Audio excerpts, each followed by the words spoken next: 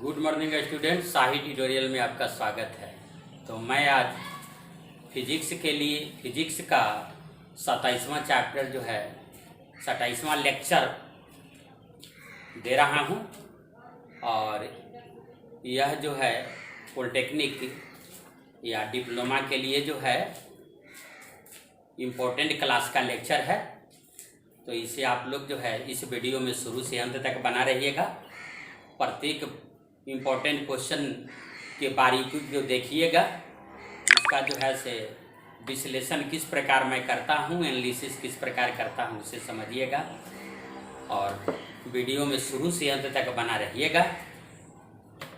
और 11 के लिए जो मैंने घोषणा किया था वो फिर एक बार कहना चाहता हूँ कि 11 का फिजिक्स और मैथ का क्लास जो है से फ्री पढ़ाने जा रहा हूँ इस वर्ष।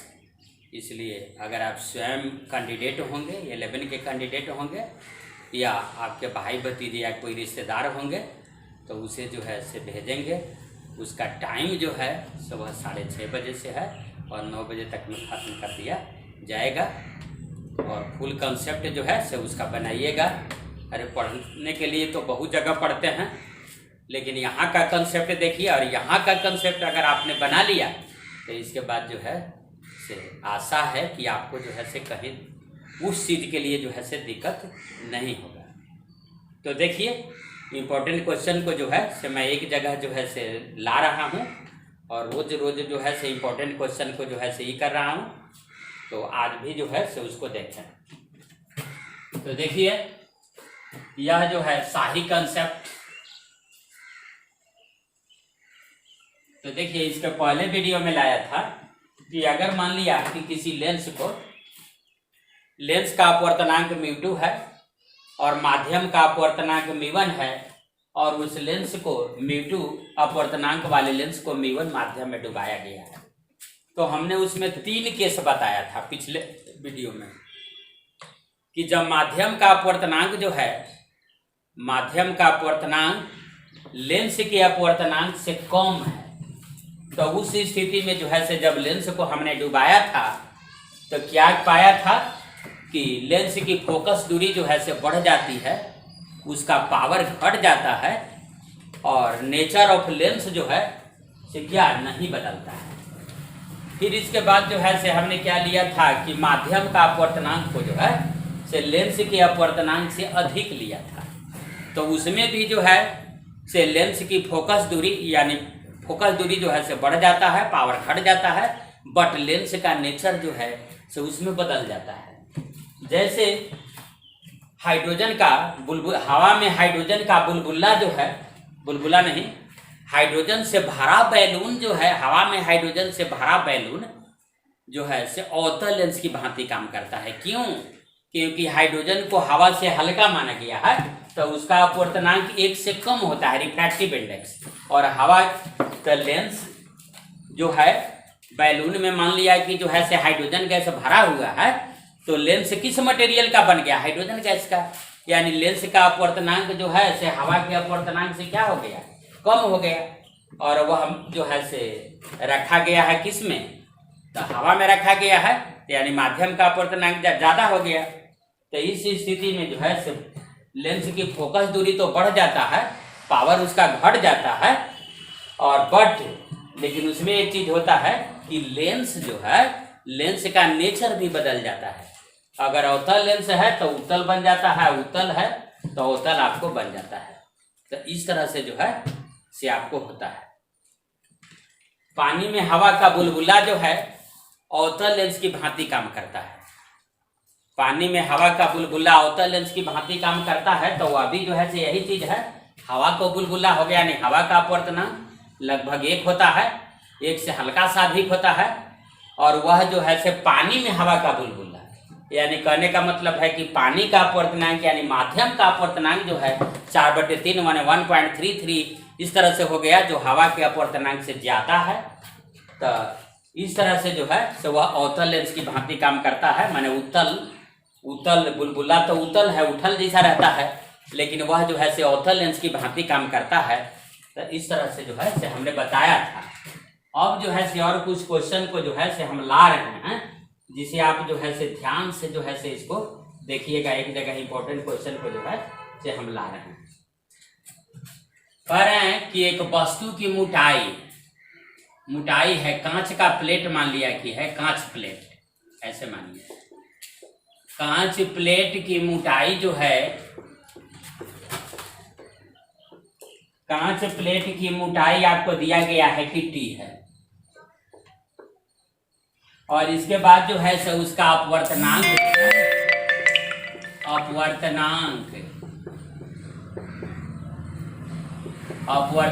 म्यू है। प्लेट की मोटाई कहिए, जरूरी नहीं है कि कांचे का प्लेट है, कोई प्लेट है, इसकी मोटाई आपका क्या है, आपका मोटाई जो है से टी है, और अपवर्तनांक जो है से क्या है, म्यू है। इसे पार करने में प्रकाश को कितना समय लगेगा? इसे पार करने में प्रकाश को कितना समय लगेगा?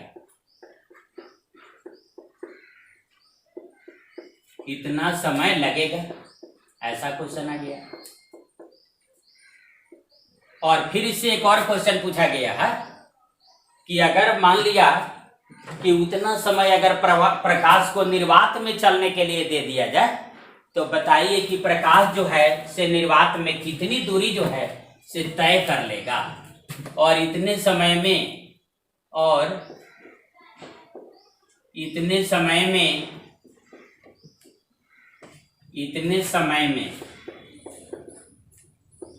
प्रकाश निर्वात में कितनी दूरी तय कर लेगा? निर्वात में कितनी दूरी तय कर लेगा? कितनी दूरी तय कर लेगा? तो इस तरह का क्वेश्चन आपका है। तो देखिए, मान लिया कि यही जो है से आपका प्लेट है, इस प्लेट की मोटाई जो है से आपका टी है, टी टाइम नहीं समझिएगा, यह मोटाई टी है। अब प्रकाश जो है से यहाँ पार कर रहा है, और इसके बाद जो है से इस प्लेट का अपवर्तनांक आपका म्यू है। तो कह रहा है कि प्रकाश को पार करने में इसे कितना टाइम लगेगा, और इतना समय अगर प्रकाश को निर्वात में चलने के लिए दे दिया जाए, तो वह निर्वात में कितनी दूरी तय कर लेगा। तो चलिए, सबसे पहले वेग बराबर आइए। तो वेग बराबर मैथ का परिभाषा आपको कहता है कि वेग बराबर क्या, दूरी बटा समय। तो दूरी क्या है, दूरी आपका टी है, अब बटा क्या लिख दिए, समय लिख दिए। लेकिन वेग का परिभाषा जो है से आपका फिजिक्स क्या कहता है कि वेग बराबर होता है निर्वात में प्रकाश का वेग, अब बटा क्या, माध्यम का अपवर्तनांक, यानी सी बाई क्या होता है, सी कहिए या 3 × 10⁸ कहिए, 3 × 10⁸ बाई म्यू, ऐसा होता है। तो अगर मान लिया कि हम समय निकालें, तो समय गुने ही क्रॉस मल्टीप्लीकेशन करेंगे तो क्या आ जाएगा आपको, म्यू टी बाई 3 × 10⁸, 3 × 10⁸। तो एक तरह से आपको आ जाएगा म्यू टी बाई सी जो है तो इसी को कहा जाता है प्रकाश के वेग को। तो देखिए, यह जो है से आंसर आ गया। फिर जो है से निर्वात में तय दूरी माने निर्वात में कितना दूरी जो है से प्रकाश तय कर लेगा, इसको बताना है। तो निर्वात में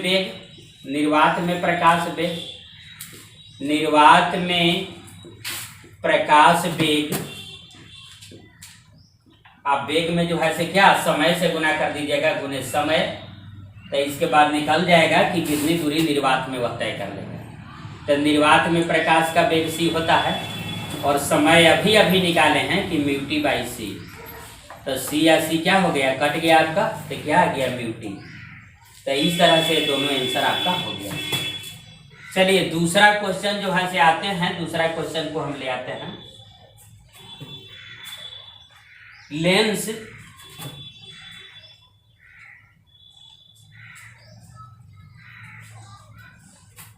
के प्रथम लेंस के प्रथम फोकस से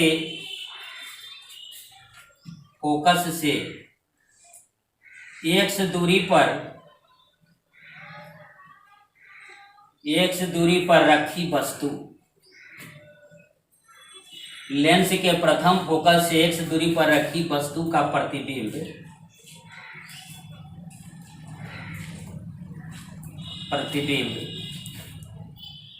दूसरे फोकस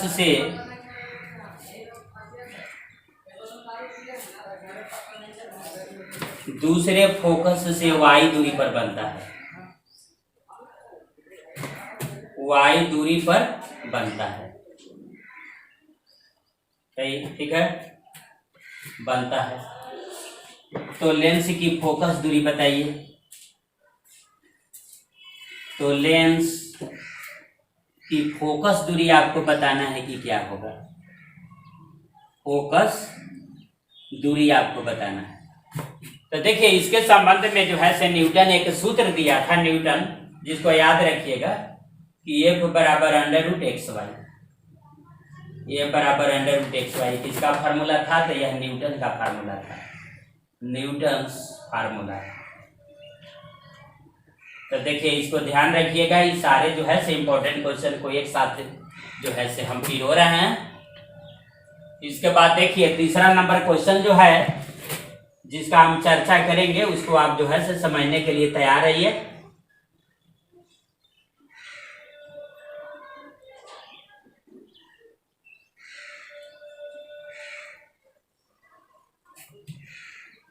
आपको कह रहा है क्या कि लेंस की फोकस दूरी, उत्तल लेंस की फोकस दूरी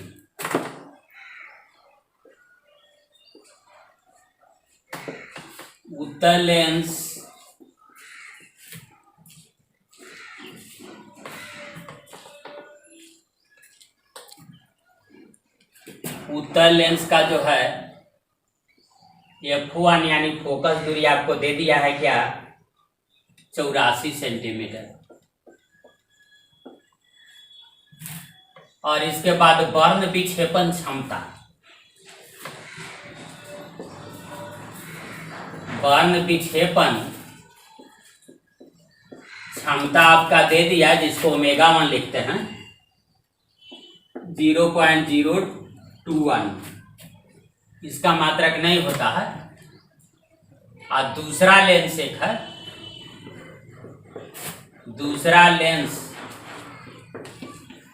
का ω2 यानी वर्ण विक्षेपण क्षमता जो है से यह आपको दे दिया है 0.031। तो इस दूसरा लेंस का जो है से F2 आपको ज्ञात करना है, F2 बराबर ... और लेंसों का क्या है? अवर्णक संयोग बनाना है। लेंस का एक्रोमेटिक कॉम्बिनेशन बनाना है, अवर्णक संयोग बनाना है। तो देखिए यह जो है से इसको आपको निकालना है। तो ऐसे तो ये पढ़ने के लिए आपको 12 में है, तो चूंकि यह जो है से क्वेश्चन आया हुआ है तो इसको हम लोग बनाएंगे। तो ω1/F1 जोड़ ω2/F2 बराबर क्या आ जाएगा? 0 आएगा। तो दिस इम्प्लाइज ω1/F1 बराबर माइनस में आ जाएगा ω2/F2। अब सब मान दे दीजिए। तो ω1 का मान आपको दिए हुए है क्या? 0.021। फिर इसके बाद जो है बाई क्या है? तो F1, तो F1 का मान 84 दिए हुए है, आई ω2 दिए हुए है 0.031। आई इसके बाद यह जो है F2 आपको निकालना है, माइनस में है। देखिए दशमलव के बाद 3 अंक, दशमलव के बाद 3 अंक, दशमलव हट गया तो सीधे आ गया 21/84 बराबर आ गया 31/F2। तो 21 × 84, तो इसलिए F2 बराबर आ गया। आप क्रॉस मल्टीप्लाई कीजिए, 4 और 4 दिया 12, तो 124 सेंटीमीटर जो है आंसर आ जाएगा। चलिए 4 नंबर क्वेश्चन लाते हैं, जिसको आप जो है से समझिएगा।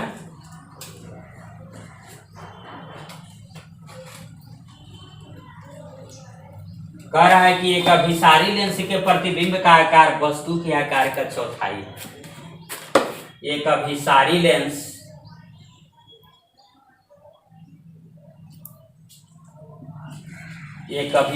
लेंस है में प्रतिबिंब का आकार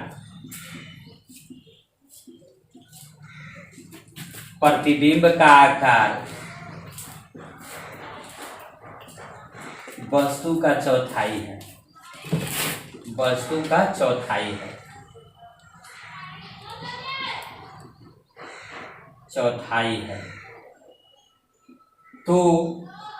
तो आपसे इसमें पूछा जा रहा है कि तो वस्तु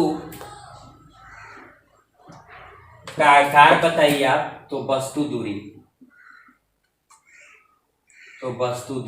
वस्तु कहाँ पर रखा गया है, इस तरह का जो है से क्वेश्चन आपका है। तो देखिए इसमें जो है से हम बनाते हैं।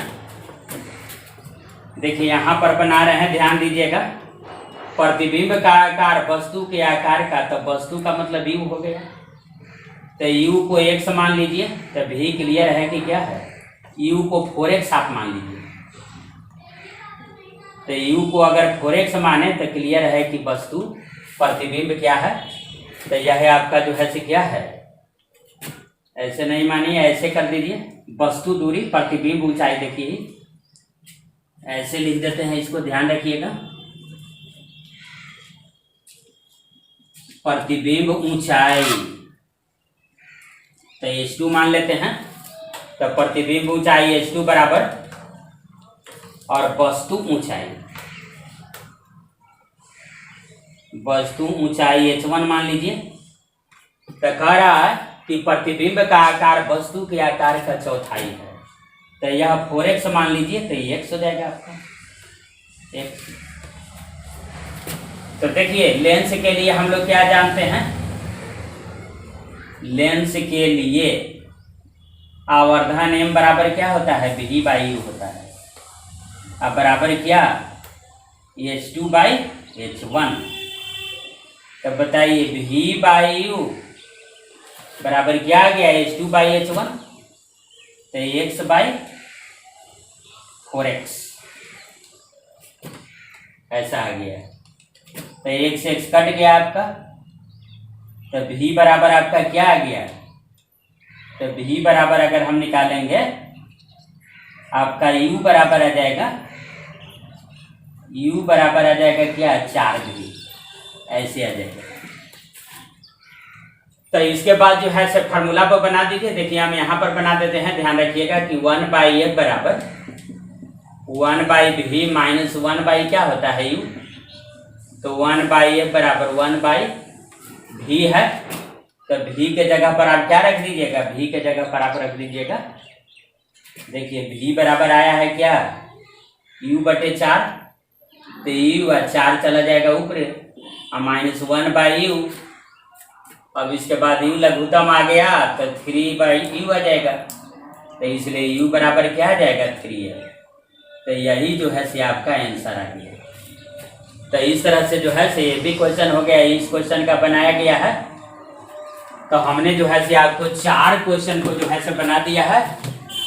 इसके बाद जो है से इसको जो है से मिटा रहे हैं, इरेज करेंगे और फिर आप समझिएगा। देखिए विद्युत चुंबकीय प्रेरण यानी इलेक्ट्रोमैग्नेटिक इंडक्शन के बारे में बता रहे हैं। तो इसका जो है से डिस्कवरर कौन था, डिस्कवरर माने खोजकर्ता, यानी कौन खोज किया था इसको।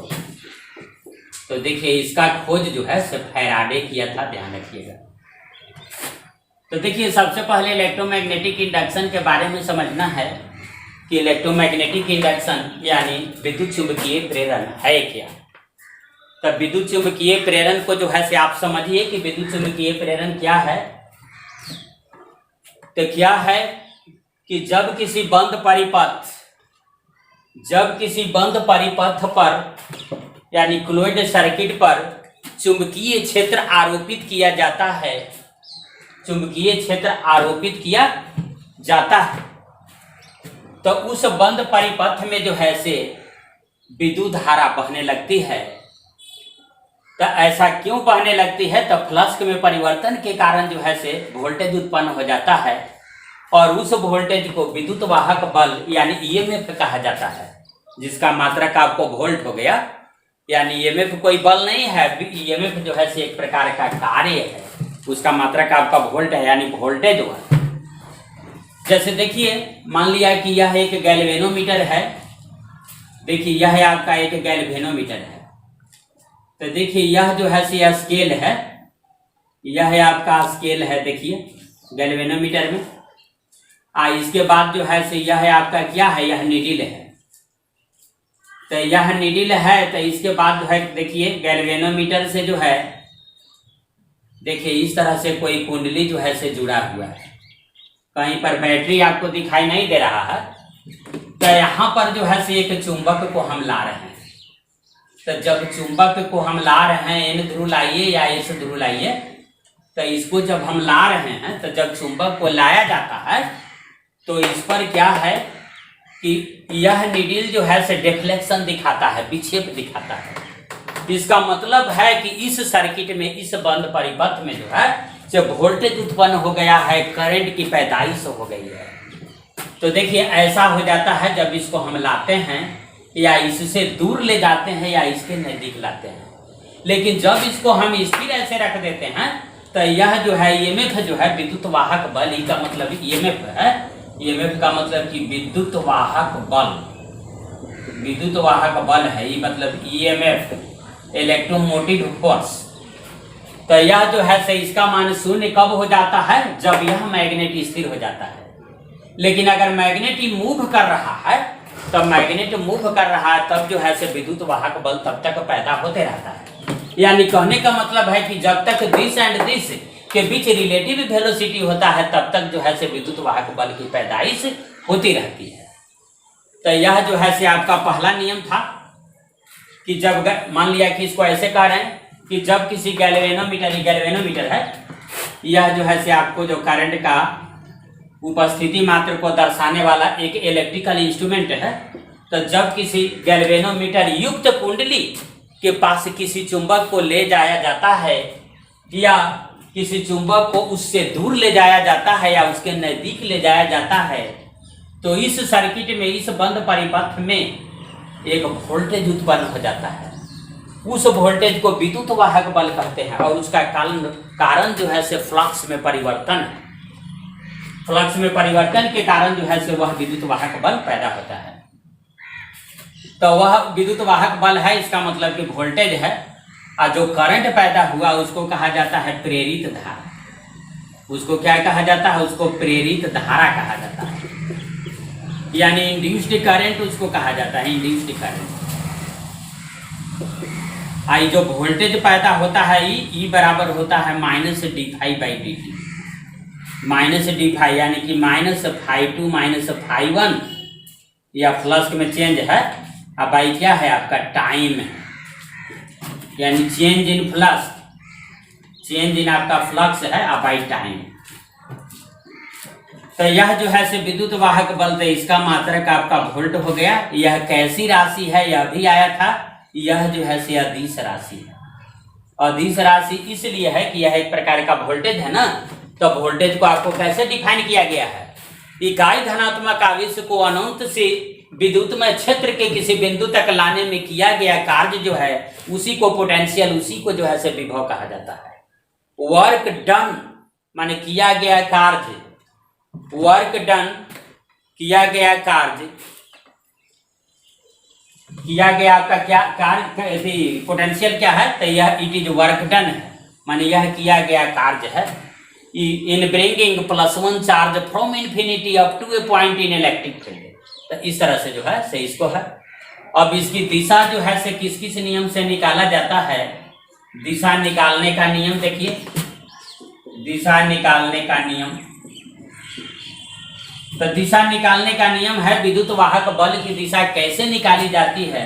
तो एक वैज्ञानिक है लेंज का नियम। लेंज का नियम, लेंज लॉ। और दूसरा जो है से दूसरा आपका जो है से फ्लेमिंग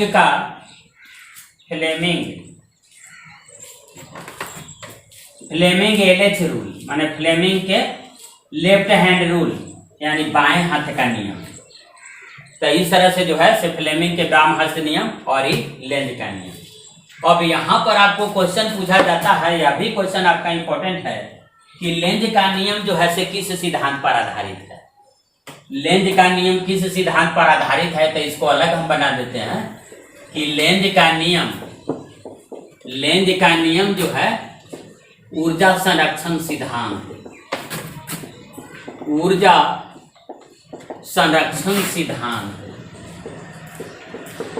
पर आधारित है।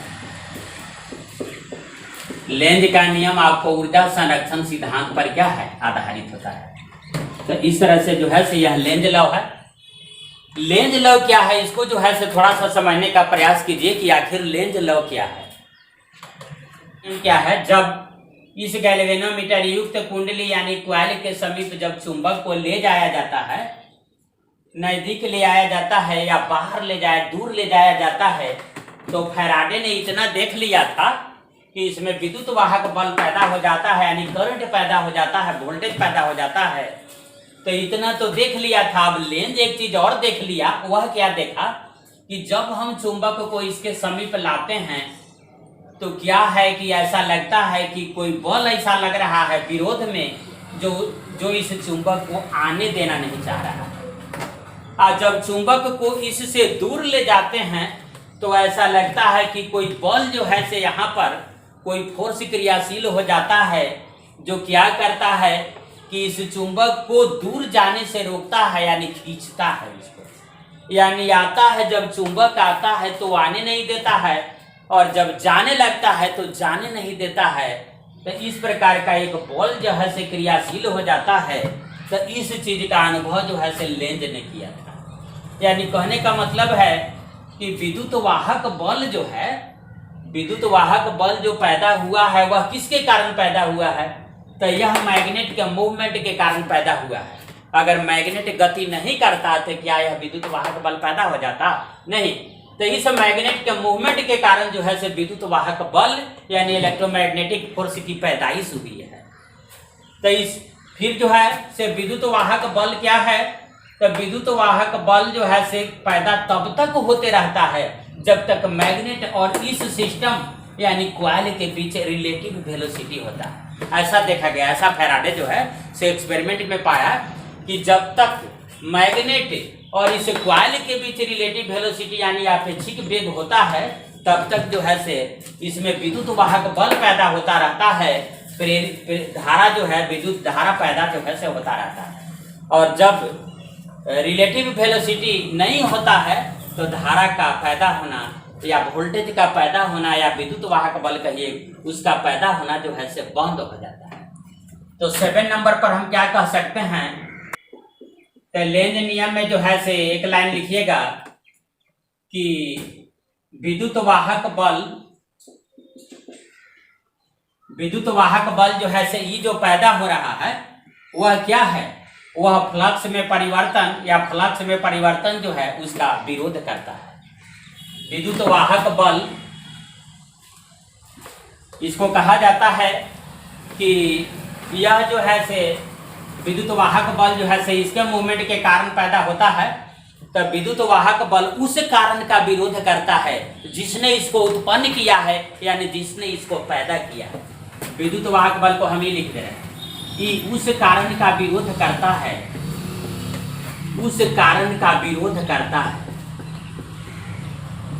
विरोध करता है जिससे यह उत्पन्न हुआ है,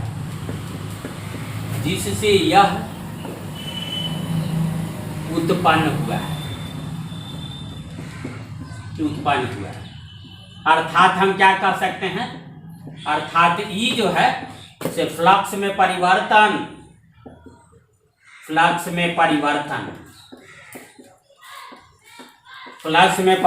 का विरोध करता है। ऐसा कह सकते हैं, विरोध करता है, क्योंकि फ्लक्स में परिवर्तन के कारण ही जो है से विद्युत वाहक बल पैदा हुआ है।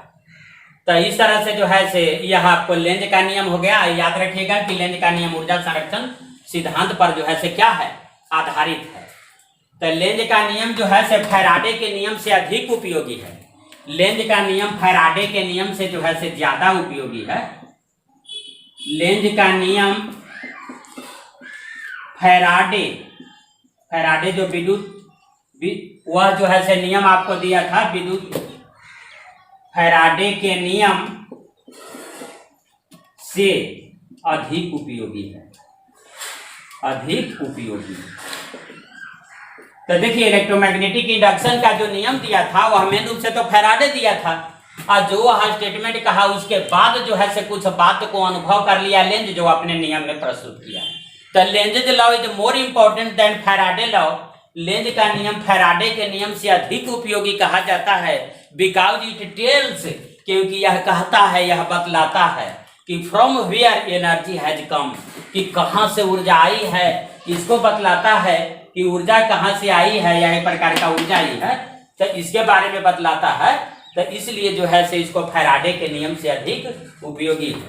तो आज का वीडियो जो है से बस इतना ही पर इसको मैं विश्राम देता हूँ, और आपसे अनुरोध है कि आप जो है से वीडियो को शुरू से अंत तक देखें और प्रत्येक चीज को समझें, और लिखने से ज़्यादा मैं समझाने पर जो है से फोकस कर रहा हूँ, और आप भी जो है से इसी पॉइंट पर फोकस कीजिए, क्योंकि आप कंपटीशन में बैठने जा रहे हैं। ऐसा नहीं है कि मैट्रिक पास करने जा रहे हैं या इंटर पास करने जा रहे हैं, जो हर कोई पास करता है।